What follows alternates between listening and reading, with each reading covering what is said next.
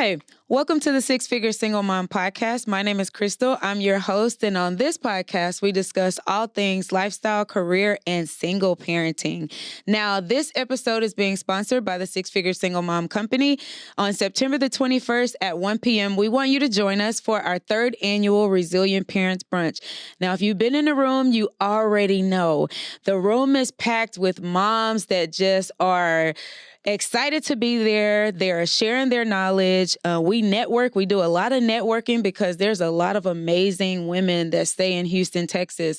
This year's theme is the Futuristic Mom. So we're going to be honoring the trailblazing women who are utilizing new technologies in business, career, and their families. This brunch is designed to educate, empower, and equip you to reach your next level of success. So we want to invite you out.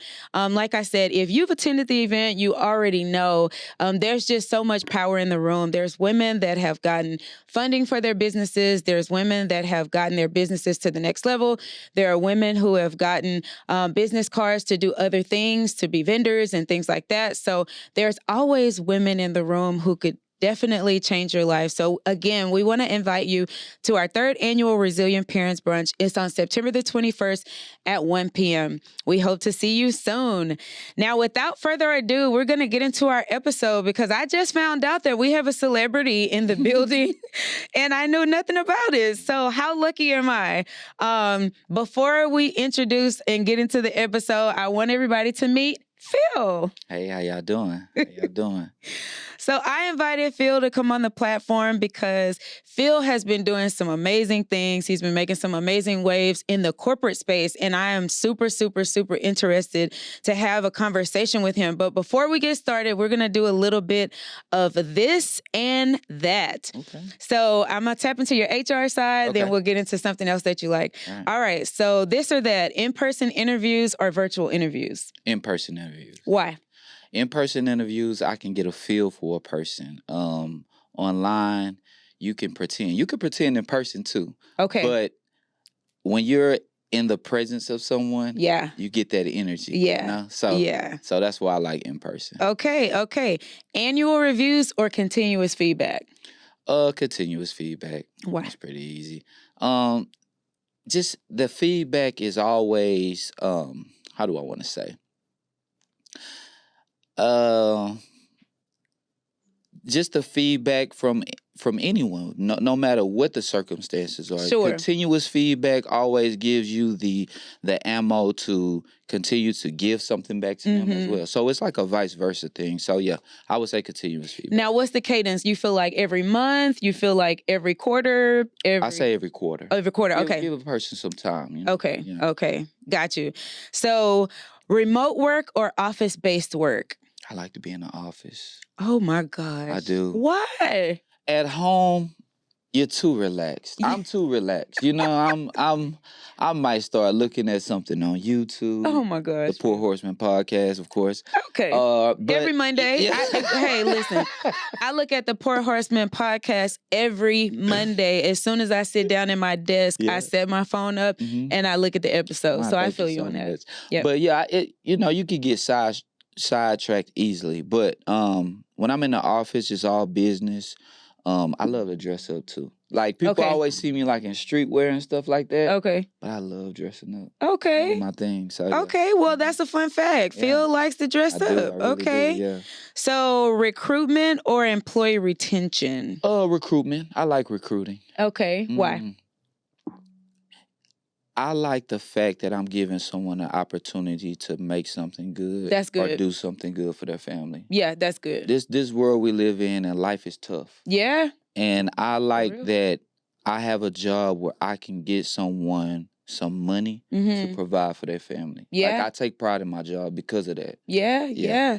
That's really good, Phil. I'm happy to hear you say that because you are in a position where you can change lives. Yeah. And you are in a position where you can see people and you can understand. Like I feel like sometimes people lose the art of understanding that sometimes you've been there, done that too. Somebody had to show you, somebody had to teach you too. So it's a very good thing that you're understanding. Yeah. Okay, we're going to get into something that you really like. Okay. We're going to get into a little basketball. Oh, yeah. I love So crossover dribble or step back jumper? Crossover dribble. Why? I'm older. So Allen Iverson, Michael Jordan. The step back just really came into play with James Harden maybe about 10 years ago. So I'm going to go with crossover dribble. Okay. Yeah. 3-point shoot or slam dunk? That's a tough one. It is a tough one. 3-pointers. I love 3-pointers. All right. I love 3-pointers for me personally is because I'm not the quickest, but I'm very crafty. Okay. So I throw people off by my 3-point shot. So I'm not able to get around people as fast as I would like to. Mm-hmm. So them knowing that I can shoot so well, they have to push up all the way on me and play defense, makes it easier for me to go around them.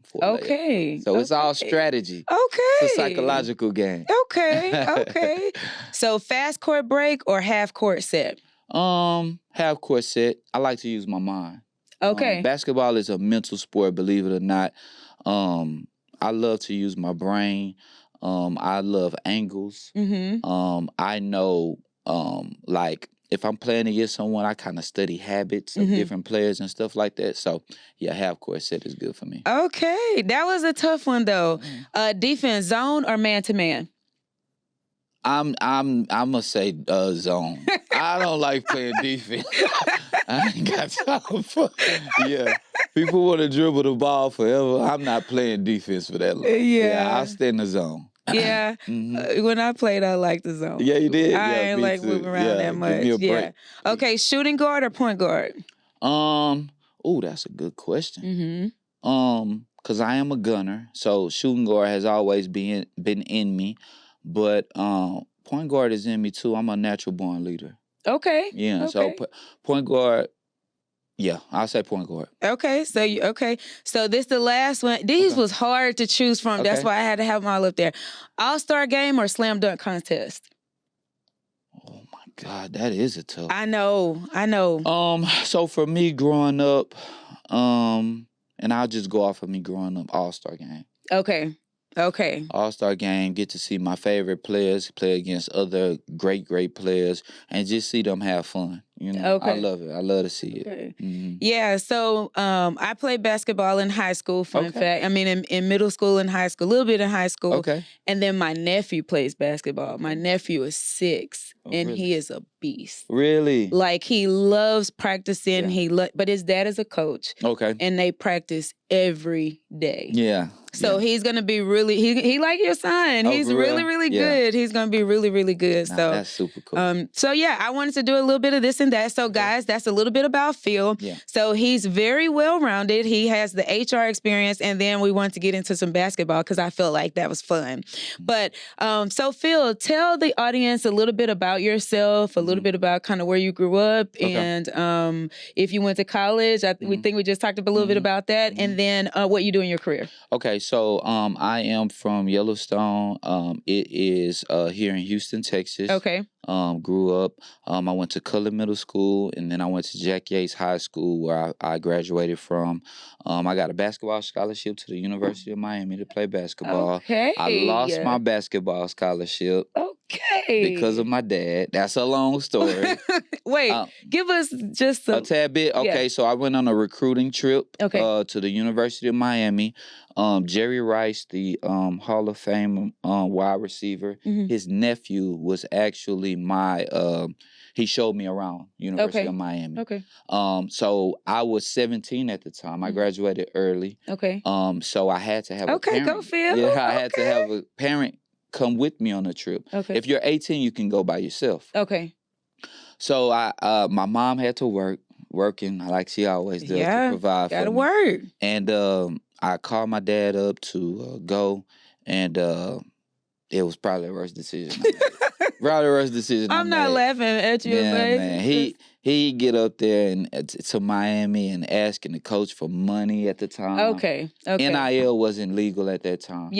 And it just so happened that the coach that was at the University of Miami, Michael Jordan, was coming back to play basketball for the Washington Wizards, and he hired Coach Leonard Hamilton. He went to go to the Wizards. I lost my scholarship. It was messed up. It was messed up. How was that? How devastating was that? Oh, it took me a while. I had to go to therapy about it. No, seriously, that's why I say how devastating. At the age of probably about 32, I had to go because I kept thinking about what my life would have been. Yeah. You know what I mean? It messed with me significantly, I must say. Yeah. How I even got the scholarship was crazy. Miami University was not recruiting me at all. Okay. What happened is we had a player at our school, football, at Jack Yates. His name is John Square. They came to recruit him, actually. But while they were waiting for him to get out, they were at a basketball game. Okay. And they seen me, and they called the coaches back at University of Miami and was like, hey, I think you need to come check this kid out. Yeah. That's how I got my scholarship offer. Wow. So it was all like, it wasn't like I was on the radar of anyone or nothing. It just happened. Okay. And it all went to smoke. That's a long story. So, yeah, that was devastating. So, did you and your dad ever talk about it, or? Yeah, we talked about it, but okay. It's bad. So there's no forgiveness there with you? It is. I'm past that. Yeah, I'm past it now. Yeah, so you went to so you got past losing your scholarship. Got past losing my scholarship. Went to University of Houston for a year. Tried to walk on over there. Didn't work out. Went to Texas Southern University. Made the basketball team. Was about to play and got injured. And do you know who I got injured by? By who? A cheerleader. Oh. Yeah. A male cheerleader. That's even worse. Yeah. That's even worse. Yeah, so I'm like, you know what? Let me just focus on my studies. What in the world? Yeah, so I focused on my studies and I graduated from Texas Southern. So you felt like at that time, like you felt like it was sign after sign after sign after sign, or you just felt like, you know what, this is frustrating? I was frustrated. Yeah, like I'm just gonna move on with my I was life. frustrated. I'm not gonna lie to you. I was super frustrated. I was frustrated. Yeah. But I didn't let basketball go. Okay. I tried out for what is now called the G League in the NBA. So the NBA, they have the NBA and they have the G League. The G League is where they bring players up to go to the NBA. So I tried out for it was called the D League at the time. Okay. Made it to the last cut. Was preparing to go to training camp with the Rockets organization, their D League team. And I got cut last moment. Heartbreaking. Oh, man. For Smush Parker. So I'll never forget that. For Smush Parker. With a name like Smush Parker. Yeah, he played for the Lakers when Kobe was there, actually. Oh, nice. Yeah. So, and it was just because he was taller and he had NBA experience. Okay. Yeah, so I got cut. And that was heartbreaking. I was like, you know what? Forget basketball. I'm not taking this heartbreak no more. So. Yeah. And now we see you playing recreational. Recreational ball, that's it. And teaching my son, which I love to do. And teaching your son. You are, I see you on Instagram all the time teaching your son how to play. And I just think that's very important. We kind of talked a little bit off camera about my nephew. Mm-hmm. And I think it's important for fathers to show their sons because I feel like little boys have so much energy. Super. And they be wanting to run that energy out. Mm-hmm. So what better way to do it than to model that with your son and show him what an athlete looks like and show him what an athlete can be. Yeah, for sure. What I do is like the things that I was not taught, I teach him. That's good. It's an empty feeling. I was talking about this maybe 2 weeks ago. I remember I was playing basketball in high school, and I was scoring all the points. I'm averaging like 20 points. Yeah. And one of my teammates who never got in the game, his dad was there. Oh, I remember. You remember? And he getting the biggest hugs and everything from his pops, though, you know? Yeah. And I just used to stare. And I wasn't jealous or nothing because I like to see it. You know? Because I was like, okay, when I get that's how I'm going to be. But it hurt. And so I'll give you an example. One time I had to work late. And my son had a playoff game. And I say, okay, I call him Big Man. I say, okay, Big Man, like, do what Daddy taught you. Don't worry. You know, just follow everything that Daddy taught you. And I said, I'm not going to be able to make it. I got to work late. And he was like, oh, okay. No. I said, you know what? Never mind. I'm coming. I got to go. Hey, listen, I'm not going to be able to make it. I'm stay late today. My son has a game. Right. I got to go. Right. If you want to fire me, fire me. Right. I know that feeling. I'm never going to let my son feel that way. Ever. Right. So right. yeah, it's fatherhood is a big deal for me. Yeah, no, and I can tell that it's a big deal for you. And I actually was going to get into that a little bit later on in the episode, but since we're here now, I think that it's important for men to model what men look like, because only a man can teach a man how to be a man. And I truly believe that. I know that sometimes moms have to do it, and if they're forced to do it, that's fine. But if you have an able-bodied father that is present, I think that is like the greatest thing to me. Like you said, I smile when I see fathers and sons together. Yeah. So how important is it to you, like as a dad with your son, like to teach him everything? So everything, like teach him how to be a man, teach him how to be a Black man in America, teach him how to conduct himself, teach him how to be a leader, not a follower, teach him how to just do those things that, like you said, even though you're not, well, you're with him every day. But like y'all were talking about in that episode with Cam Newton, even though you're not staying with him, but you're still seeing him every day, all the time. Every day, have to. So he doesn't stay with me. He stays with his mom, but every day he gets out of school, we talk. Yeah. I want to know what happened at school. Yeah. I help him with his homework through FaceTime, everything. So every day I see my son. It's full throttle. We don't leave nothing out. But I mean, it's so important for fathers, man. If I have a friend that's not taking care of their child, they're not my friend no more. I don't respect it at all, because probably about a week ago, I surprised my son at practice. He didn't know I was coming. So when I walked through the door, this man seen me and had the biggest smile I've ever seen in my life.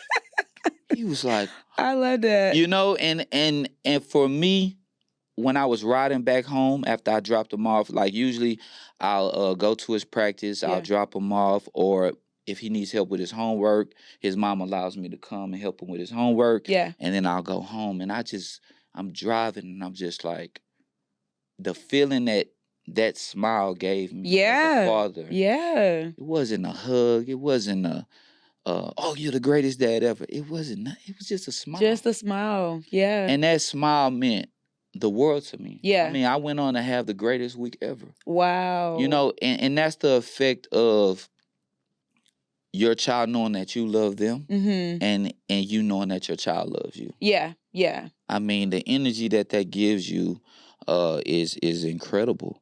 Another tactic that I use is I don't hide anything from my son. Yeah. So I was previously engaged. My engagement didn't go all the way through. It was my fault. Okay.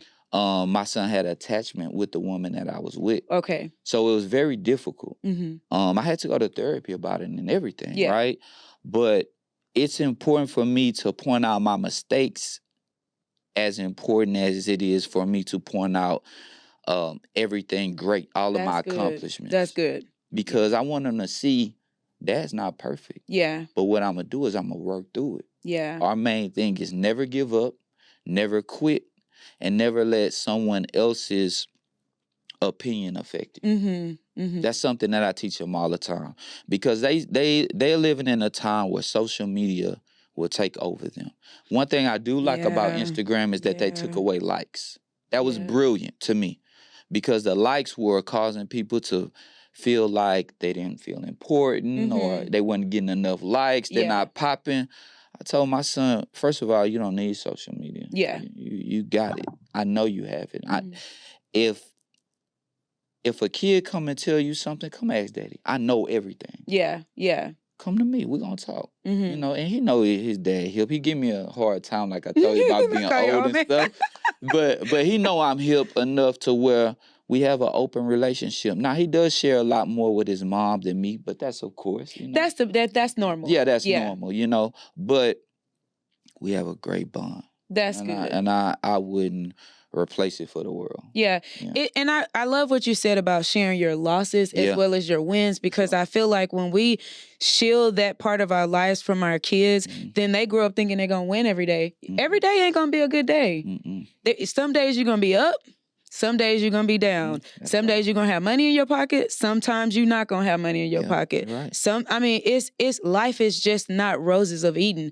And we have to teach our kids what to anticipate and what to expect. But if we only sharing wins with them, like you said, you went through that experience. Now you can say, son, this is what I did. Exactly. If you're going to be with someone, these are the things you can expect. That's exactly what I did. And I think it's good for him to get that from you. Yeah. Because when they're getting it from friends, their friends are just estimating, or their friends are just telling them based on their home situation. Yeah. And everybody's home situation is not the same. No, it's not. Like even what you do, like you said, growing up, his experience is totally different than yours. Yeah, for sure. Like you said, hey, I got to go.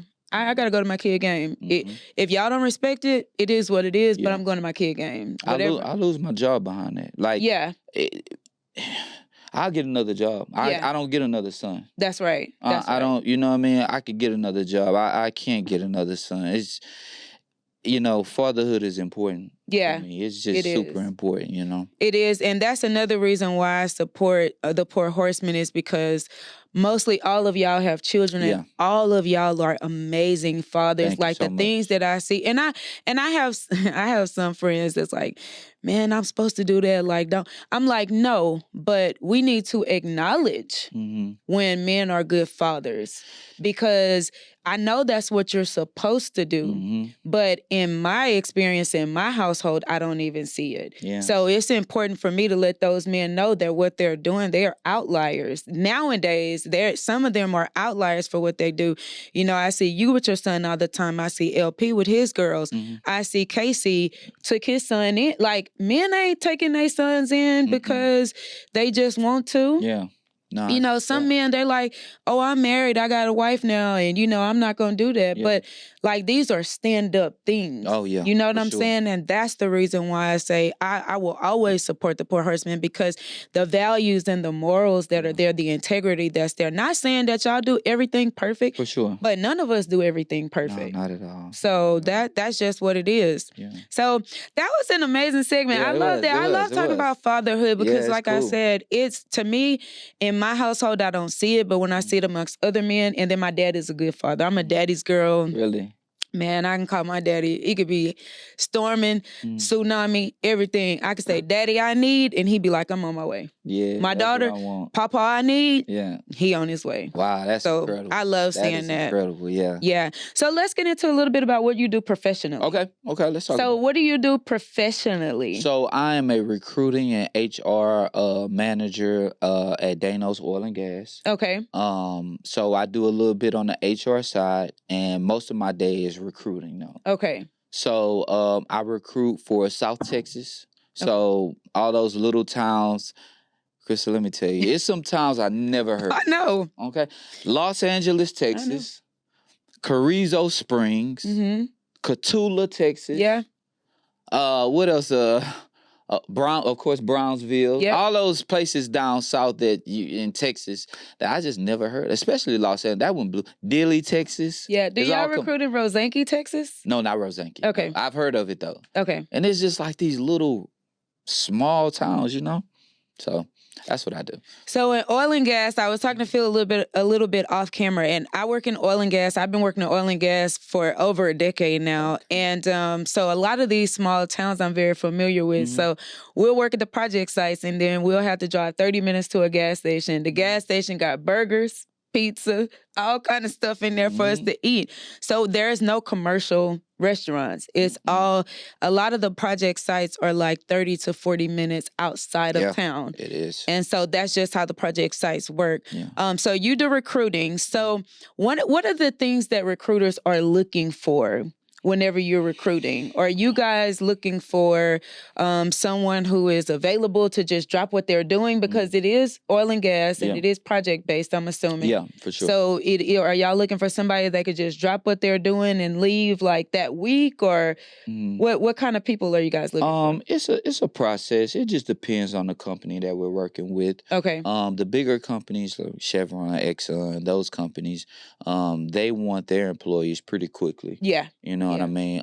For I'm not even gonna say smaller, but a company like a Verdun or a Silver Bow, they are a little slower with the process. Maybe 2 weeks after me screening a candidate, they'll hear something back from a hiring manager. But what I'm looking for is experience. Of course, they always want someone with some type of experience. If they don't want someone with some type of experience, they'll headline that. It could be an entry-level position, right? But most of the time, I don't deal with no entry-level positions. All of them have to at least have 2 years experience of being a lease operator, a measurement tech, or whatever. But when I'm looking solely at the resume, I want to look for spelling. Because some people won't spell right. All right. I'm looking at, of course, the experience, where they worked. How consistent they've been with work. Is there a large gap in between? So let's stay right there. So if a client has a large gap in their resume, is there any chance that they could get the job? Definitely. It depends on how they answer the question.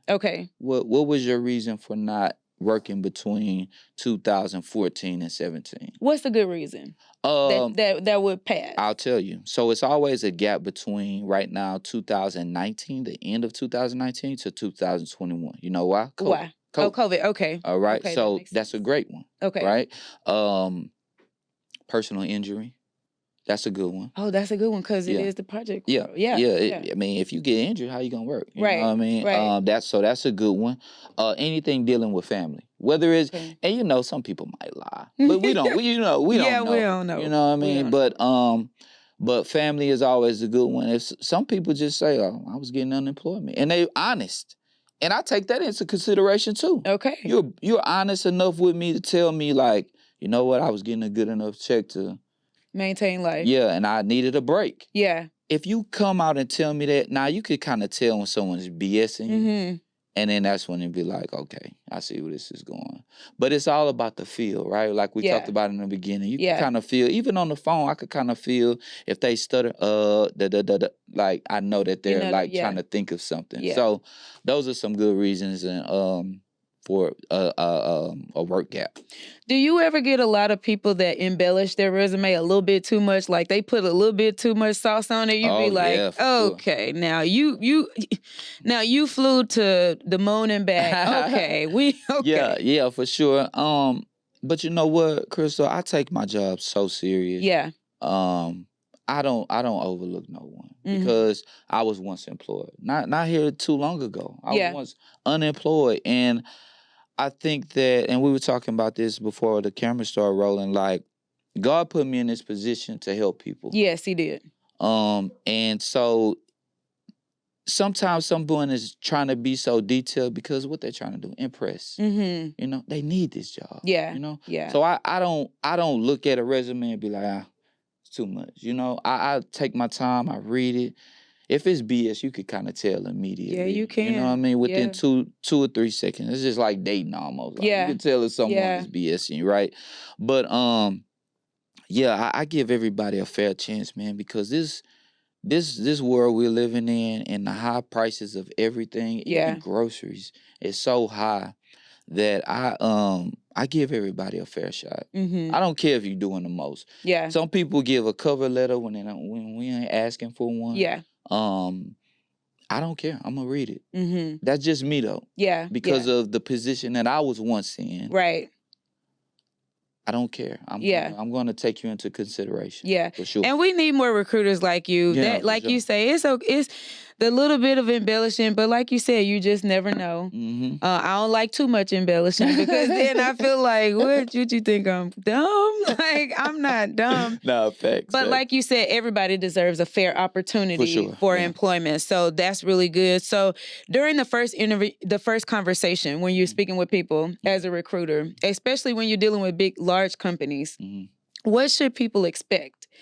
Should they expect for you to, run down the resume and then for you to be like, okay, you move into the next phases? Should they expect for you to do you probe a little bit? Do you... Patience. Because recruiters are different in their own way. You know what I'm sure. saying? So what is that like for you? My thing is patience. So I'm calm. I'm just a calm, mild-mannered guy.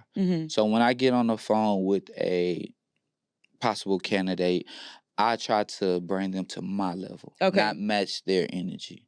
Some of them may be too overexcited, talking too fast, trying to impress, right? Yeah. Just calm down. I'm here with you. Just take your time. Yeah. I try to make them feel comfortable. I crack a joke here and there. Just let them know, like, hey, man, I'm here to help. Right. I see you put it out there. I viewed your resume already. I seen that you have what it takes. I just want to see if you really have what it takes. Yeah. Right? So I just try to make it not even a friendship, but just build a bond over 5 to 10 minutes, right? And when I'm doing that, I can get a good feel for the person. And me knowing in the back of my head, okay, if it's Chevron or if it's one of these big companies, okay, I'm gonna surprise them right now and say, hey, stay on the line. I'm about to transfer you over. Right? They don't know what's coming at the end of the phone call. Yeah. But what I do is I use basketball for everything, right? Analogies, right? I was always taught never to get too high, never to get too low, right? So when I'm on the phone with someone, I try to keep them at a level because they don't know what's coming towards the end, right? I also try to tell them at the end of a conversation, if it's not a position where they're going to go directly into work, just be patient. You have my email, you have my phone number. Call me anytime. Okay. You know what I mean? Call me anytime. If I don't pick up, leave a voice message, I'll get back with you. And I will. You know, because listen, it's tough out here. It is very tough. It's a very tough job market. And I feel like sometimes you got to know people to get your way. You got to know people to get in where you want to get in. Yeah. Because it's not, there are so many people, like even the systems that they use,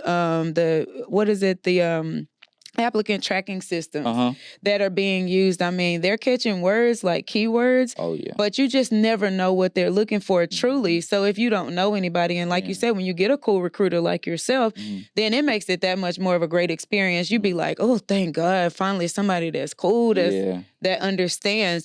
So how much is your personal brand? Like, are you one of those recruiters that look at their Facebook and look at their Instagram, or are you just strictly sticking with the paper? I strictly stick with the paper. Okay. I believe that a person's outside life is their outside life. I feel the same way. You know what I mean? We can't, listen, I don't want to control you. Yeah. Having a job is not someone controlling you, right? You're working with. It's really a partnership. Yeah. It really is. It's on a smaller level for sure, but it's a partnership. Like, you don't have to know all of my personal business. What if a person likes to go out? Am I going to judge them because they like to go out? No. People like to drink, smoke. Yeah. I mean, I don't want to know anything about your Facebook or anything. Now, you can't be saying anything detrimental about the company. Right. You know what I mean? Now, that's OD. Right. But other than that, I don't care. Yeah. I always tell people when I'm talking to them about their careers, always remember it's a mutually beneficial relationship. Oh, yeah, for sure. So like you going to work, you're providing a service and they are paying you. So it's a mutually beneficial relationship. What I do outside of work should not be your concern. Like you said, now we ain't going to bring no negative press to the job. For sure. But as long as I'm not doing anything that's detrimental to the job, it shouldn't matter. Yeah. Because you're paying me, but you're getting a service from me. Yeah, for sure. So that's what matters the most. So in recruiting, do you like recruiting? Is it something that, I mean, I know you say you get to change lives, but do you have days where you like, man, I'm tired of looking at it? Never. Let me tell you why. I told you that for a small time I was unemployed, right? Yeah. And I was looking for a job, right? And I think God put this in my lap for a reason. He took me through a time of struggle. He took me through a time where I had to really just lean on my faith of him. Yeah. And so he rewarded me with this job. Yeah. I don't take it lightly at all. Yeah. If I'm supposed to be there at 7, I'm there at 6:30. I know that's right. If they need me to stay till 5 and it's not interrupting my time with my son, I'm there at 5:30 if you want me to. Yeah. Because I know that this job was placed here for me. Even in a position, I know it was good for me because 3 months in, I got a raise. Wow. 3 months into my job, I got a raise. Because you were taking it that serious. I was taking it that serious. I come in with no oil and gas experience. Wow. So that's how I know it was sent from heaven. Meant from you, yeah. From God. Yeah. Like, you don't get in oil and gas industry at the age that I'm at. No. So I don't take it lightly. You know what I mean? I take it so serious. And me being allowed to, like, I'll give you an instance. Like, we had someone, like I said, I'm on the HR side too, right? So when something came in where the guy damaged one of our company trucks, right? Usually, if you damage a company truck, you're pretty much gone, right? Yeah. So I had to call. So I say, hello? He's like, Phil, just tell me now. Am I going to get fired? I say, nah, just calm down. Just calm down. Tell me what happened. He say, Phil, you know, you always been real, man. I'm going to give you the real spiel. I took my eyes off the road trying to change the radio station. I said, I appreciate your honesty, man. Let me see what I can do. Yeah. He's a great worker. Yeah. I know he has like 4 or 5 kids, I believe. Mm-hmm. We all make mistakes. Yeah. The truck wasn't totaled. Right. Okay. It was just dented up. I think we can fix that. He's a great worker. Nobody complains. He's a good worker. No past history. He doesn't do drugs or anything like that. I'm gonna give him another chance. Yeah. Yeah. And they'll take my word. Wow. Help. You know what I mean? Wow. So that's how serious I take it. And I know you're not lying about that because, like I said, because I work in the industry also, and because I have a friend that she works in HR and she works for a company that is a subsidiary of Buc-ee's, and she deals with a lot of drivers. And like you said, that's a no tolerance policy. No. You are gone if you get into, you know, that an accident or you damage a truck. So that I mean, thank God, like you said, that you're in your job because you're helping families and consistently blessing families. So I always say that God takes you through a season for a reason. And that's why I say in life it's so important for us to share. Even when I created this platform, like, it's so important for us to share our wins and our losses because we not going to win all the time. But if we're on social media and we're making it seem like we are, then people are going to be feeling down on themselves. But if they like, man, Phil talked about when he was unemployed, I know I'm going to make it through. And when God bring me on the other side, I know it's going to be something special. You know, but if we just sharing wins, people think they never supposed to lose. Yeah, Chris, I don't mind sharing it, but it took me a while to get here, though. Yeah. You know, I talked about it on one of our previous episodes where I used to try to make everything look perfect. My relationship, everything. I used to try to present it to the world as if it was perfect. And I wasn't being perfect. You know, but like you say, God takes you through things.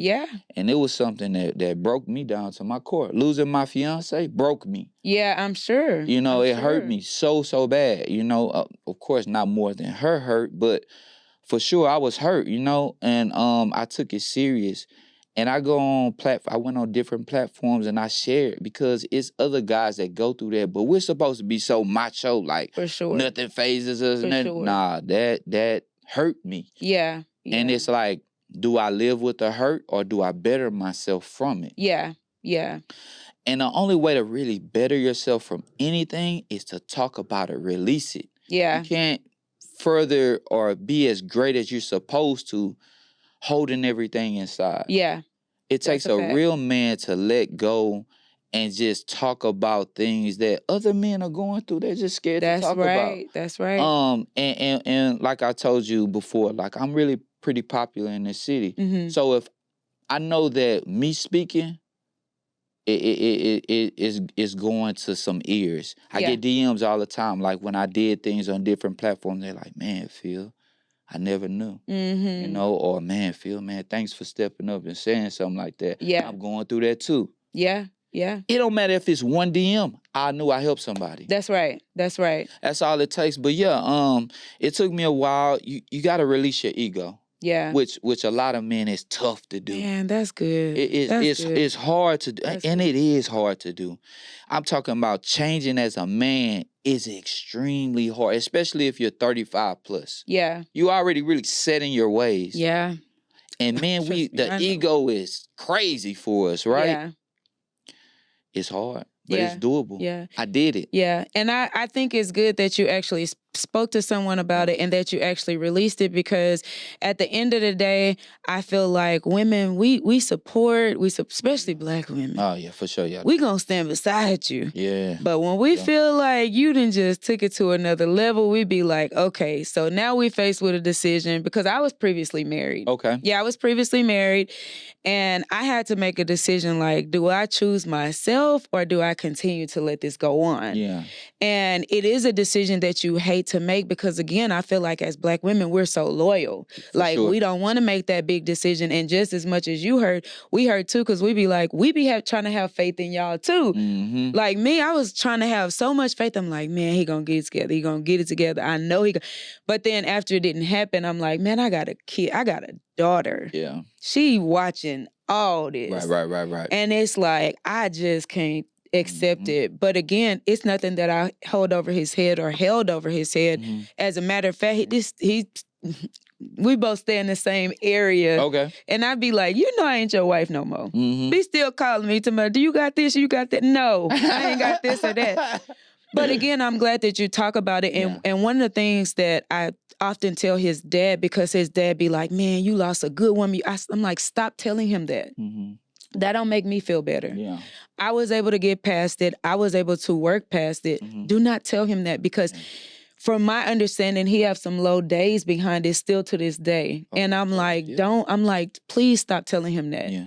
You know, because he's already facing himself. Mm-hmm. So I think as men, it is good for men like you to just come out and talk about your story and to actually talk about how you came through it. Yeah. And to actually talk about some ways that you combat those feelings. Because like you said, it come up every now and then, I'm sure, because you do look back over your life. Mm-hmm. Even me, I look back over my life and I'm like, man, I wish I would have did this better. Mm-hmm. Man, I wish I could have did that better. Men and women do that. Sure, yeah. So it's good for us. I really say that fathers and mothers really need to have like a panel of discussion sometimes, because we need to understand where men come from and where we come from, but in a formal setting, not in like a bashing type of way, but just in like a, hey, I be going through this, or I've been through this, and these are ways that I came about it. Mm-hmm. Even becoming a single mom, when I created this platform, it's like, how are people going to receive that? Mm-hmm. How are people going to receive a single mom? You know what I'm saying? But then I'm like, it's other single moms out there that feel the same way. It's other single moms out there that's making waves and doing things too,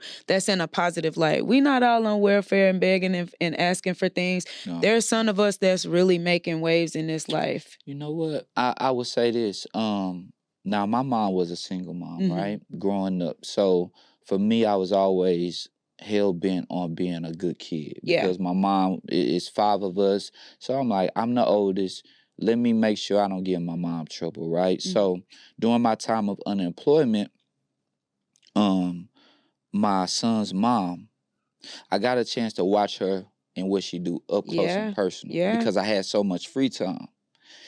And I sat back and I was like, oh, this lady's superwoman. Oh no, I gotta do something. I have to speed it up. I gotta hurry up. And we hadn't always had the greatest relationship. It was bumpy here and there all the time. But what I realized is that me and her don't gotta bump heads. Yeah. We have a beautiful son together. We don't have to be in a relationship or be the best of friends, but we have to be reasonable with each other, respectful to each other, and show our son that we got love for each other. If something happened to my son's mother, I hurt. Yeah. If something happened to me, she gonna hurt. Yeah. Because she know how much I care about my son. I know how much she cares about him. So during that time period of just me seeing how hard she worked, it gave me a extra amount of energy to go out and be more successful. Yeah. Because I want to help her too. Yeah. Yeah. I got to take a load off this lady's shoulder. Man, I think unless you're not in the thick of it, unless you don't see it firsthand, like you said, we are literally wearing a million hats every day. Tough. And we don't complain about it because, there's a lot of women that when they do complain about it, people be like, well, you should have picked. However the child got here, we doing what we have to do. And we're actually the responsible parties that are providing things for the child. So, Phil, we're going to have to pick this episode back up. We're going to have a part 2, y'all, because that's our time today. But we're going to have a part 2 because I love talking about these things because it's a mature way of looking at parenthood, juggling, and navigating a professional life, as well as a life with your child, as well as being a well-rounded person. Yeah. I think it's good, like you said earlier, for us to do things outside of work. Oh, yeah. I like looking at Ratchet TV sometimes because it just gets my mind off of being so serious sometimes. So this is not Phil's last time being here. We're going to have a part 2 to this episode because that's our time for today. But Phil, without further ado, can you please tell them how to find you on social media? Yeah, so on social media, it's Phil the Dunn, PHI, the number 1, and then the Dunn. Also, I'm a part of the Pour Horsemen Podcast. You can catch us every Monday on YouTube. It's the Pour Horsemen. So check us out. We're fun. It's a great time. Ask Krista. Yeah, they are. I actually come and watch them record sometimes. I support the Pour Horsemen. Yeah. Whatever they're doing, like I said, they are stand-up men. They are doing positive things, and I'm going to always support and stand behind Black men that are doing positive things and making waves and good fathers. Like, these are good men. Yeah. So y'all follow the Pour Horsemen on social media. Y'all listen to them on YouTube. I look at them on YouTube every Monday morning. They release an episode, and then you can follow them on social media as well. And y'all, please go follow Phil. Without further ado, I like to end all my episodes like this, guys. Change starts with you.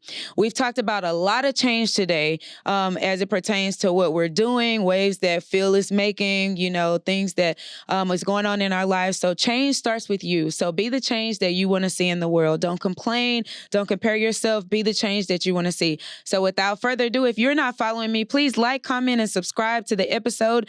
I am at the Six-Figure Single Mom on Instagram. If you want to connect with me by email because you have a career question or because you want to take your career to the next level, please send me an email at sixfiguresinglemoms with an S at gmail.com, or you can go to my website, www.sixfiguresinglemom.com. That's the episode for today. So with that being said, we'll catch you next time. Bye.